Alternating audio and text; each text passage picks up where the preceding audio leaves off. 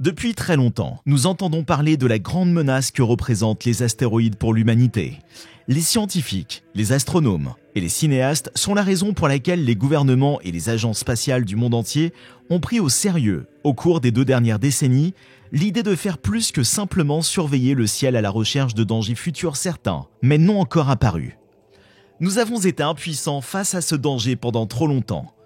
Mais les choses sont en train de changer, car la NASA et d'autres agences spatiales sont devenues extrêmement efficaces dans le suivi, l'observation et la surveillance des gros astéroïdes susceptibles de percuter notre planète. Elles ont également mis au point de puissants projectiles lourds conçus pour parcourir des millions de kilomètres dans l'espace et percuter les astéroïdes à très grande vitesse afin de modifier leur trajectoire. Le 26 septembre de cette année, l'une de ces probes s'est écrasée sur un astéroïde à près de 11 millions de kilomètres de la Terre, et l'événement a été spectaculaire. L'événement a également été marqué par une collaboration sans précédent entre le télescope spatial James Webb et le télescope Hubble, au cours de laquelle les deux ont capturé des images et des détails étonnants de l'impact des résultats suivants au moment précis. Dans cette vidéo, je vais vous dire tout ce que vous devez savoir sur cet événement important qui marque le début de la création d'un bouclier protecteur pour la défense de notre maison, la planète Terre. Alors attachez vos ceintures et continuez à regarder pour être intrigués et émerveillés. Les astéroïdes sont les monstres rocheux super rapides qui jonchent notre système solaire.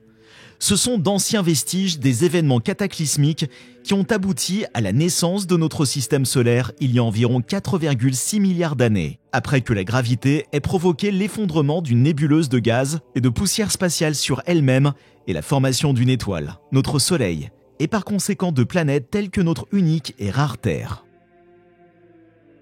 La plupart des astéroïdes de notre système solaire se cachent actuellement dans un vaste anneau situé entre les orbites de Mars et de Jupiter, dans ce que nous appelons la ceinture d'astéroïdes.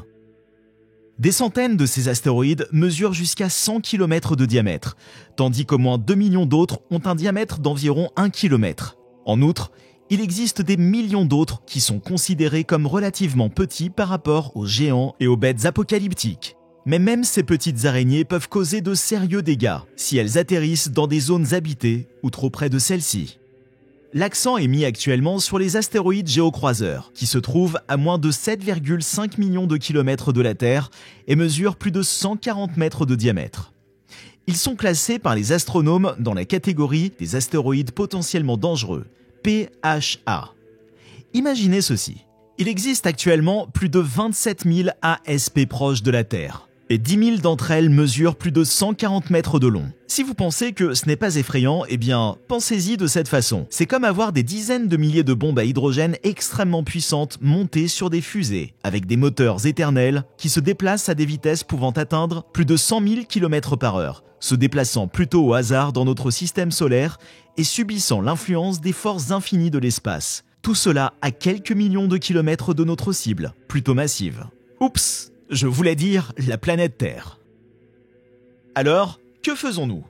Eh bien, nous créons des contre-armes conçues pour les forcer à changer de direction s'ils finissent par se diriger vers nous ou par s'en approcher de trop près.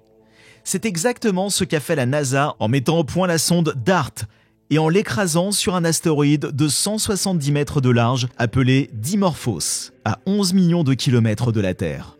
Dimorphos est un astéroïde rocheux et fait partie d'un système binaire qui tourne autour du Soleil. L'autre membre de ce système binaire est Didymos, de plus grande taille, qui est en orbite autour de Dimorphos toutes les 12 heures.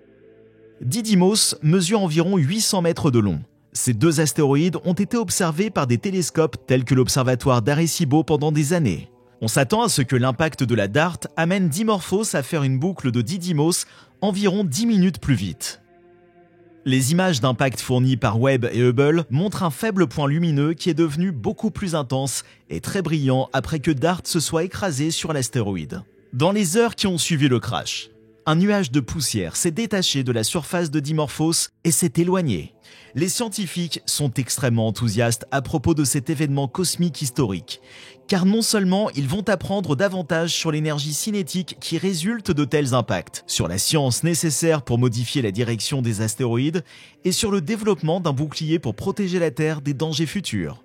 Mais ils pourront également utiliser la même technique pour en savoir plus sur la composition de certains astéroïdes en analysant les éjectats des impacts contrôlés. Permettez-moi maintenant de vous présenter le véritable auteur de l'histoire, la sonde d'essai de redirection d'astéroïdes double DART en abrégé. Elle a été financée par le Bureau de coordination de la défense planétaire de la NASA et a été lancée en novembre 2021. Elle pèse 500 kg et a été conçue pour aider les scientifiques à évaluer dans quelle mesure l'impact d'un projectile spatial fait dévier un astéroïde par transfert de momentum. Il a frappé Dimorphos dans la direction opposée au mouvement de l'astéroïde, comme un taureau fou voyageant à la vitesse de près de 24 000 km/h, près de 2 fois la vitesse du son. Maintenant, c'est un taureau rapide et lourd. 11 jours avant l'impact avec l'astéroïde, la DART a lâché un petit CubeSat de fabrication italienne appelé LiCiaCube, dont le but est d'observer l'impact à une distance de plusieurs centaines de kilomètres. Quelque chose d'assez intéressant s'est produit depuis l'impact, et bien sûr, cela a entraîné un certain drame. Nombreux sont ceux qui ont spéculé sur Internet que la NASA pourrait avoir envoyé par inadvertance Dimorphos vers la Terre. Bien entendu, ces spéculations sont sans fondement, car l'astéroïde soigneusement sélectionné fait partie d'un système binaire qui sert de frein de sécurité contre les modifications orbitales indésirables. Selon Andy Cheng, le scientifique en chef de la défense planétaire à l'université Johns Hopkins, nous déplaçons le petit gars, mais le grand gars est comme une encre, il le retient. Néanmoins, ces spéculations nous amènent à nous demander ce qui se passerait si l'impact modifiait la trajectoire du dimorphe et l'envoyait vers la Terre. La réponse à cette question n'est pas facile et varie en fonction du lieu de son impact sur la Terre. Par exemple, s'il tombait dans les eaux profondes de l'océan, loin de toute civilisation, il créerait un tsunami qui se dissiperait et ne causerait des dommages qu'aux navires proches et aux îles éloignées. Mais il n'atteindrait pas la Terre, même de loin. En revanche, s'il tombait sur une zone habitée, son impact serait équivalent à celui de 10 Hiroshima ou d'une bombe nucléaire 150 kilotonnes.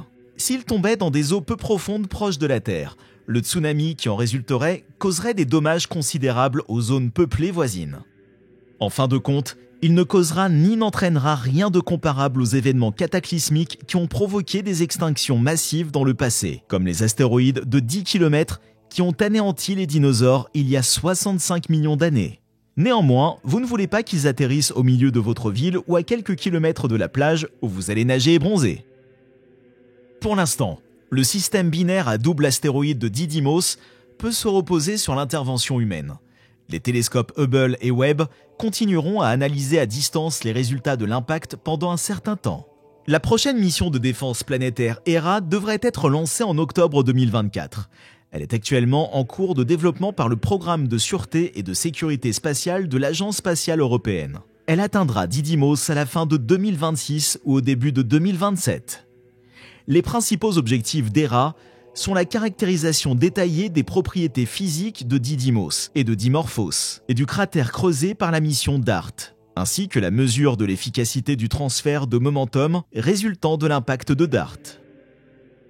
Il y a quelques jours à peine, la plupart des habitants de cette planète ne savaient même pas que des programmes de défense planétaire super avancés et bien financés existaient. Pour eux, ces choses n'étaient que de la fiction tirée des films de science-fiction et de programmes télévisés pour enfants. Mais aujourd'hui, ils commencent à y croire. La protection de la planète Terre contre les astéroïdes mortels est une dette qui se fait attendre depuis longtemps. Considérez l'impact DART comme le premier versement. Pour l'instant, des centaines de télescopes terrestres et spatiaux continueront à surveiller nos cieux immenses et infinis à la recherche de la bête qui ne manquera pas d'arriver un jour.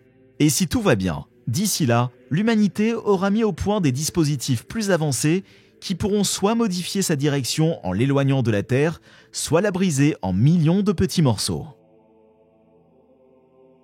Croisez les doigts et faites marcher votre imagination à plein régime, car ce qui n'était qu'un rêve et une fantaisie hier est appelé à devenir la réalité de demain.